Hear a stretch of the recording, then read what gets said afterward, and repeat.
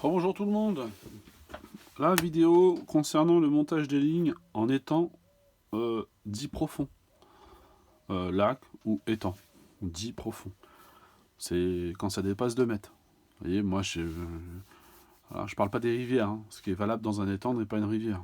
Quand tu commences à déboîter qu'un brin de ta canne, quand tu vas pêcher à Amiens ou des choses comme ça, ça commence un petit peu à piquer. Là on part, ouais, c'est entre 2 et 3,50 m d'eau, voire 4 mètres, mais bon, voilà, entre 3 des étangs dans le coin où je suis qui dépassent les 3,50 m, il faut déjà les trouver. Donc plusieurs flotteurs que moi j'utilise. Et donc plusieurs flotteurs que moi j'utilise parce que là, par défaut, grosse couche d'eau à traverser quand on cherche les poissons du fond, bien sûr. Je parle pas d'aller chercher les poissons en surface, ou du moins entre deux eaux. Donc là, moi, je parle des poissons à aller chercher au fond. Donc là, toujours sur des SPM. Mais là, on va dépasser le 1 gramme. On va dépasser le 1 gramme. On va directement passer jusqu'au 1,25 g, 1,50 g en type de flotteur. Voilà. Donc moi, je vais utiliser ces SPM là, par exemple. Ok. Pour tout ce qui est pêche classique et pêche facile. Voilà. On va dire classique, facile, c'est-à-dire tout venant, et quand vous mettez votre amorce et que vous commencez à pêcher, et que les poissons sont assez mordeurs. C'est ce que j'appelle une pêche facile, moi. C'est pas l'endroit qui est facile. Ok. Ensuite, bon,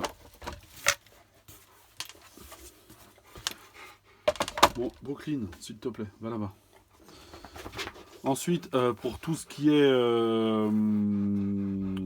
pêche de brème en eau profonde, alors là, je vous montre ce modèle-là de flotteur qui descend jusqu'à 1,50 g.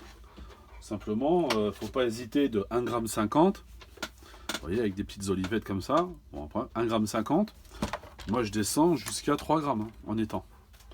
En étang profond, 3 grammes, c'est déjà pas mal. Hein. J'en ayez pas peur de mettre des flotteurs qui pèsent. Hein, quand il y a des couches à traverser. Hein. Voilà. Donc on peut varier de 1,50 g à 3 grammes. Voilà. Disposition des plombs. Oh, il y a ce type aussi de flotteur, hein. Rive, avec justement le fil intérieur, qui est pas mal. Là, c'est que des 2 grammes. Ça marche aussi hein, pour la plaquette. Hein. Ok. Disposition des plombs maintenant. Toujours, on revient un petit peu sur notre maquette de base. Voilà, pas de problème. Et là, la même chose. Ok, la même chose que tout à l'heure. Donc, si vous avez écouté la première vidéo, c'est pour ça que je vous dis que c'est pas très original. Voilà. C'est juste, en fait, adapter le flotteur à l'endroit où on pêche. Donc là, toujours pareil.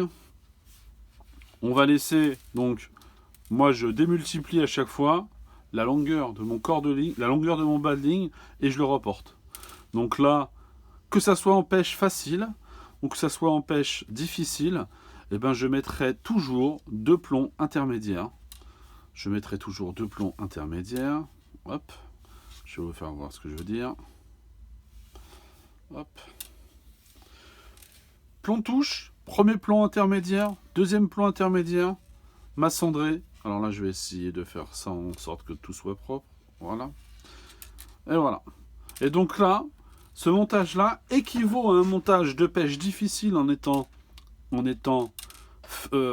avec une faible profondeur. Mais là, qui est justement utile en étant en grosse profondeur dans des pêches dites classiques ou dans des pêches dites faciles. Voilà. Moi, c'est ce que je fais. Et je pense qu'on est de nombreux à le faire. Mais moi, c'est ce que je fais. Qu'est-ce qui fait qu'aujourd'hui, je vais me retrouver qu'avec 3 plombs, 5 plombs dans ma masse, c'est le poids de mon flotteur. On est d'accord. Tout à l'heure, je vous ai fait voir un flotteur de 3 grammes.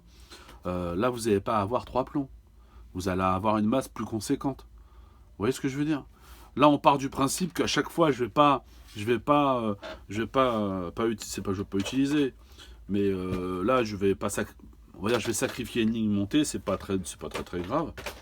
Mais je vais pas à chaque fois rechanger de ligne par rapport à. Donc, je vous la montre à chaque fois comment il faut faire sur un étang profond avec justement, on va dire, une disposition de plomb qui correspond à la profondeur du plan d'eau. Donc au-delà de 2 mètres, moi j'estime, parce que encore une fois, hein, c'est moi qui parle, voilà, que rigidifier sa ligne comme ça, de façon à ce que elle soit la plus précise possible, pour aller chercher tout de suite dans la couche d'eau finale, le poisson qu'on veut, c'est la meilleure des dispositions avec, hop, au bout, le bas de ligne. Ok, donc ça, on est sur quelque chose, et là, c'est toujours pareil, hein. Minimum 12 centièmes. Hein. En étant profond, je peux aller jusqu'à 16 centièmes. Hein. Moi, ça me fera pas peur. Vous voyez ce que je veux dire? C'est pas... Et je vais pas vous dire qu'il faut un plomb de 13, un plomb de 8, un plomb de 9. Ben non, parce que ça sera en fonction de votre flotteur. Donc je vais pas vous dire quel plomb il faut. Là, on est sur du 0,75 grammes. C'est évident que si c'est sur du 3 grammes, adaptez votre préférence de masse en termes de plomb, si vous préférez avec des olivettes et tout ça. Ok, c'est ce qui diffère. Hein. Donc là, on est donc sur ce type de flotteur. Je vais vous faire voir vite fait. Toi, tu restes bloqué. Comment ça se fait? J'ai réussi à te remboîter. C'est incroyable. Voilà. Donc les SPM, c'est pour moi ce type de flotteur qui correspond à une pêche classique, à une pêche dite facile. Vous arrivez, vous amorcez, oh ça mord bien, toc toc toc, on pêche avec ces flotteurs-là jusqu'à une taille de 1,50 g, 2 grammes, 1,50 g. C'est pas mal. Voilà. Toujours pareil, hein, conditions, pas vaguelette et tout ça. Hein. Parce qu'encore une fois, hein, là ça change. Voilà. C'est pour ça que je vous dis que les gens qui disent tiens, s'il te plaît, tu peux nous montrer comment faire une ligne à plaquettes? Oui, je peux. Je peux te montrer comment on va... Et d'ailleurs, on va en parler. Une ligne à plaquettes. Sauf que c'est une ligne à plaquettes dans des eaux, c'est un billard et tout ça. Parce qu'après, si demain, il faut que j'explique, je peux le faire. Mais une ligne à plaquettes, quand il y a des vaguelettes, quand il y a du vent, quand il y a tout ça, quelle utiliser, quelle profondeur...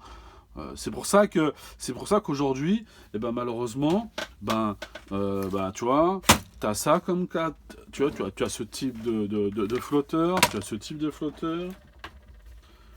tu as encore ça, tu vois, que tu pêches encore avec ça, tu vois, et que tu pêches encore avec ça, tu vois, et on continue, et ça continue, et ça c'est les derniers que j'avais montés, voilà, et donc ça continue.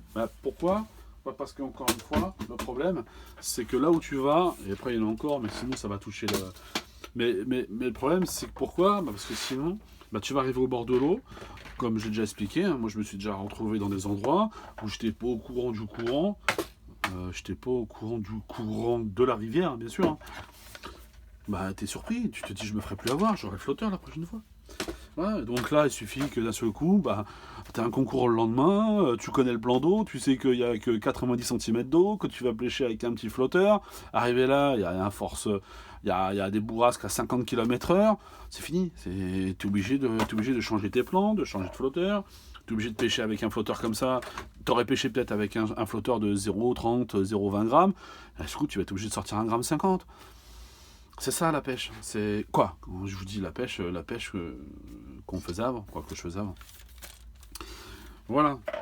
Donc ça c'est pour donc les SPM. Ces SPM là, c'est pour une pêche dite classique, facile. T'arrives, paf paf, t'amorces, bim, pinky, ce que tu veux, paf paf paf, toc toc toc, bim bim bim, comme dirait l'autre. Hein, ça en fait des anomotopées. Ça mord. Y a pas de souci. On se prend pas la tête.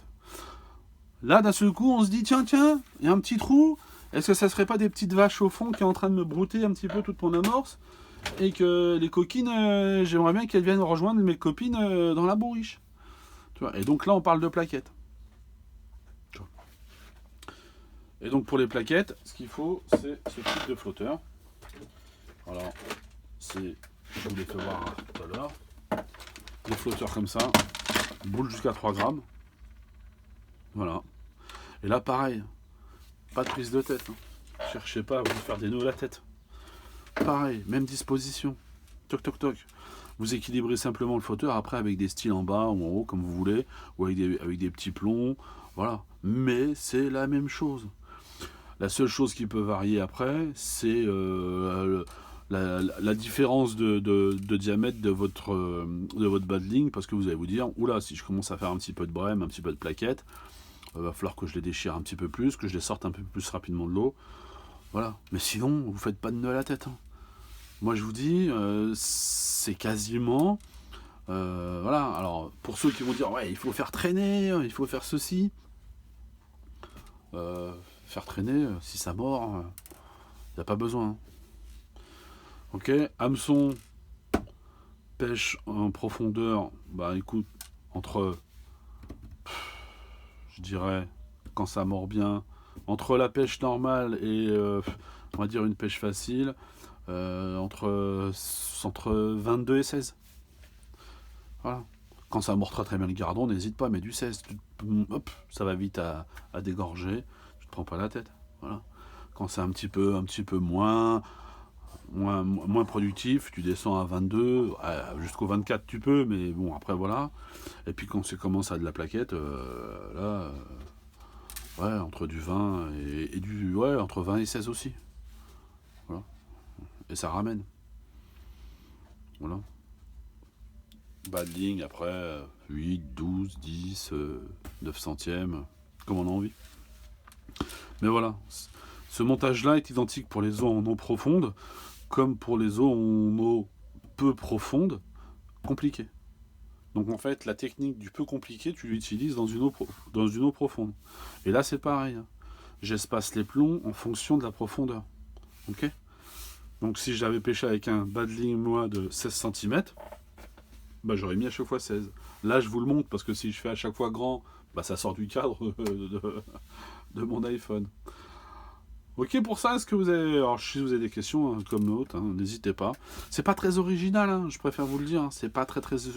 Après, c'est que les flotteurs qui varient. Et vous verrez que c'est que les flotteurs qui varient en fonction de la pêche qu'on veut. Parce qu'on a envie que le flotteur se positionne assez rapidement et tout ça. Ok. Allez, bonne journée à vous. N'hésitez pas, un commentaire, un like, un abonnement. Ciao, ciao.